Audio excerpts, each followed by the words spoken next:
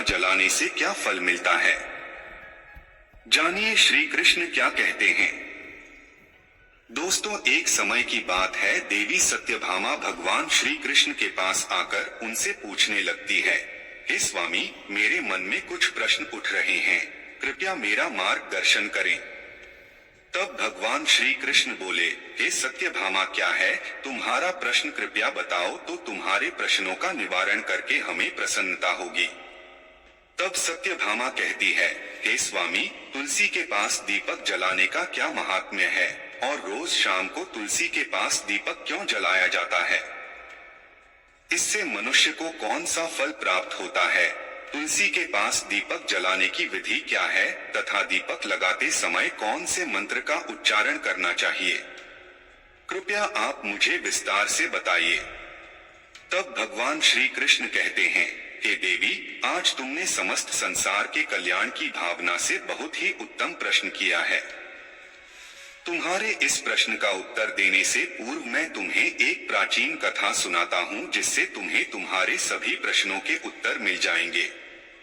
शाम को तुलसी के पास दीपक जलाने से जो फल मिलता है, उसी का वर्णन मैं इस कथा में करूंगा, इसीलिए तुम इस कथा को ध्यान पूर्वक सुनना। इस कथा को ध्यान से पूरा सुनने मात्र से ही मनुष्य 100 वर्षों तक तुलसी के पास दीपक जलाने का पुण्य प्राप्त होता है। फिर देवी सत्यभामा कहती है, हे प्रभु, मैं इस कथा को सुनने के लिए उत्सुक हूँ, कृपया आप इस कथा को मुझसे कहिए। तब भगवान श्री कृष्ण देवी सत्यभामा को वह कथा सुनाने लगते हैं। हे देवी, पूर्व काल की बात है, दक्षिण दिशा में तुंगभद्रा नाम की एक बहुत बड़ी नदी है। उसी नदी के किनारे पर हरिहरपुर नाम का एक अत्यंत सुंदर नगर बसा हुआ था। उसी नगर में मनोहर नाम के एक ब्राह्मण निवास करते थे। वे अत्यंत गुणवान, चरित्रवान, धर्म कार्य करने वाले तथा वेदों के मार्ग पर चलने वाले थे। उन्होंने समस्त शास्त्र का अध्ययन किया हुआ था। उसी ब्राह्मण की एक पत्नी थी जिसे लोग दुराचार कहकर पुकारते थे, क्योंकि उसके कर्म ही उसके नाम के अनुसार थे। वह सदैव ही अपने पति को अपमानित करती थी, अपने पति के लिए कुवाच्य कहती थी, पति को भयंकर दुख देती थी, पति के लिए कभी भोजन नहीं बनाती थी। उसने उसके पति के साथ कभी शयन नहीं किया, कभी उसके साथ प्रेम से व्यवहार नहीं किया। पति के मित्र परिवार के लोग घर पर आते तो वह स्त्री उनको अपमानित करके भगा दिया करती थी और स्वयं काम भाव से उन्मत्त होकर निरंतर अन्य व्यभिचारिणी स्त्रियों के साथ घुमा करती थी। उसका मन पति को छोड़कर पराये पुरुषों में लगा रहता था। उसने कभी अपने पति से प्रेम से बात नहीं की, किंतु पराये सुंदर सुंदर पुरुषों के संग बैठकर बातें करती थी। पराये पुरुषों को मोहित करने के लिए सज धज कर गांव में घूमने जाया करती थी। कभी वह वन में किसी वृक्ष के नीचे खड़ी रहकर सुंदर पुरुषों की राह देखने लगती और किसी दुष्ट पुरुष को मोहित करके उसके संग भोग विलास किया करती थी। फिर एक दिन वह दुराचार स्त्री वन में जाकर एक वृक्ष के नीचे खड़ी हो गई। उसका चित्त काम से भरा हुआ था। वह किसी सुंदर कामी पुरुष की राह देख रही थी, किंतु बहुत समय निकलने के बाद भी उस स्थान पर कोई पुरुष नहीं आया। इसीलिए वह अत्यंत दुखी हो गई और प्रियतम की खोज में इधर उधर देखने लगी। उस दिन उसका सारा परिश्रम व्यर्थ हो गया। वहां पर खड़ी होकर वह नाना प्रकार की बातें कहकर विलाप करने लगी। हाय, आज तो इस मार्ग से कोई भी सुंदर पुरुष नहीं आया। अब मैं कैसे अपनी काम शांति करूं? आज की रात कैसे बीतेगी? वह जोर जोर से विलाप करने लगी। उसी जंगल में एक भयानक बाघ निवास करता था। उस पापिनी स्त्री की आवाज सुनकर वह जाग गया और उछलकर उस स्त्री का भक्षण करने के लिए उसके पास आ गया। उस भयंकर बाघ को देखकर उस स्त्री के पसीने छूटने लगे।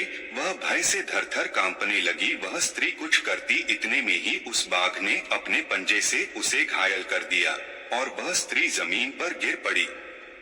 जमीन पर गिरते ही वह स्त्री चिल्लाते हुए बोली, अरे बाघ, तू किस लिए यहाँ पर आया है? मुझे क्यों मार रहा है? मैं यहाँ पर अपने प्रियतम को खोज रही थी। तू मुझे छोड़ दे, मेरा भक्षण करके तुझे क्या मिलेगा? उस स्त्री की यह बात सुनकर वह भयानक बाघ क्षण भर के लिए रुक गया और हंसते हुए बोलने लगा, हे दुष्टा, आज विधाता ने तुझे मेरा ग्रास नियुक्त किया है। तुझ जैसी पापिनी स्त्रियों को भक्षण करना ही मेरा काम है, तभी मुझे इस शरीर से मुक्ति मिलेगी। वह स्त्री कहने लगी, हे बाघ, तुम कौन हो? मुझे सच सच बताओ, तुम्हें किस कारण से बाघ होना पड़ा और तुम मुझ जैसी स्त्रियों का भक्षण क्यों करते हो? पहले मुझे सारी बात बताओ और फिर मेरा भक्षण करो।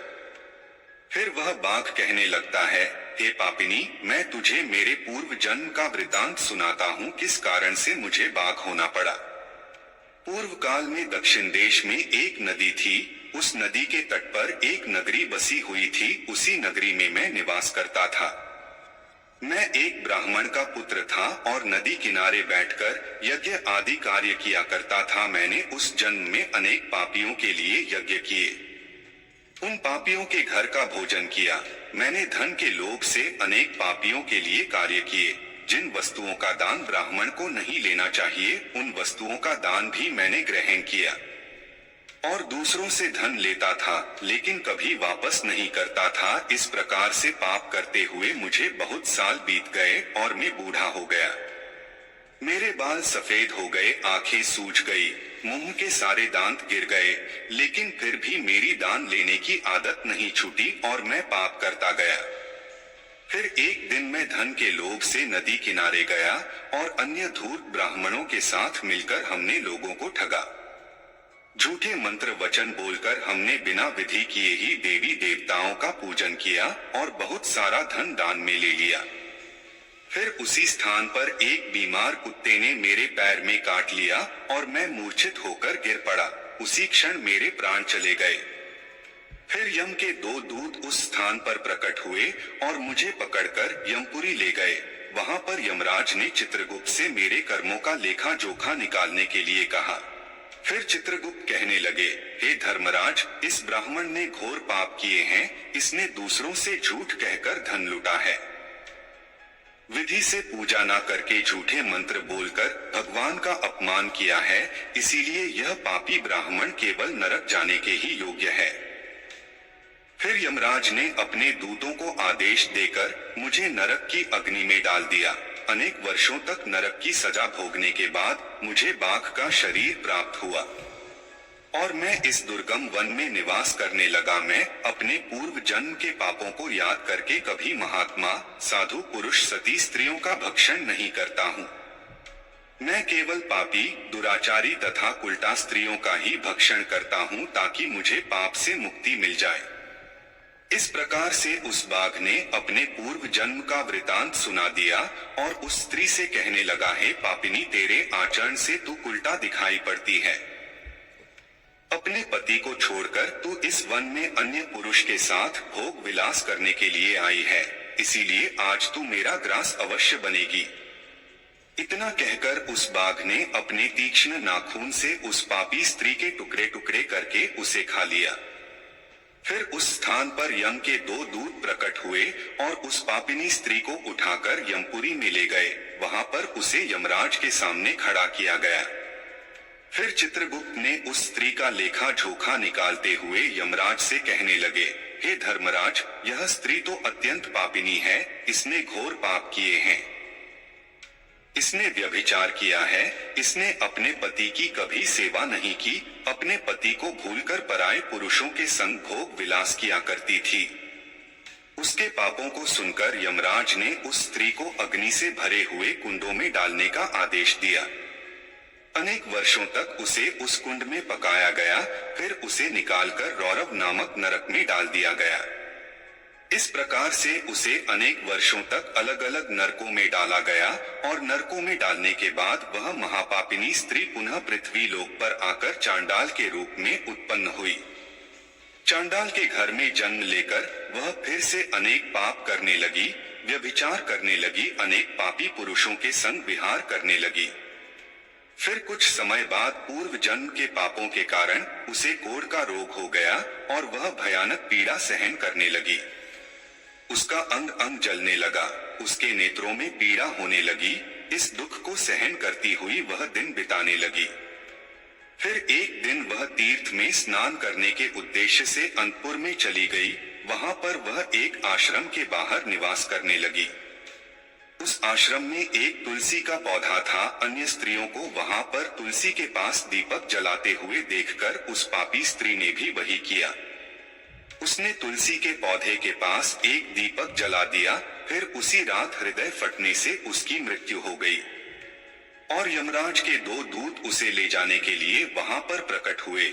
जैसे ही यम के दूत उस पापी स्त्री को पाश में बांध कर ले जाने लगे, भगवान विष्णु के 2 पार्षद उस स्थान पर प्रकट हुए और उन्होंने उन दूतों को रोक लिया और कहने लगे, हे दूतों, इस स्त्री को तुम छोड़ दो। यह स्त्री नरक जाने के योग्य नहीं है। तुम किसके आदेश से ऐसा अधर्म कर रहे हो?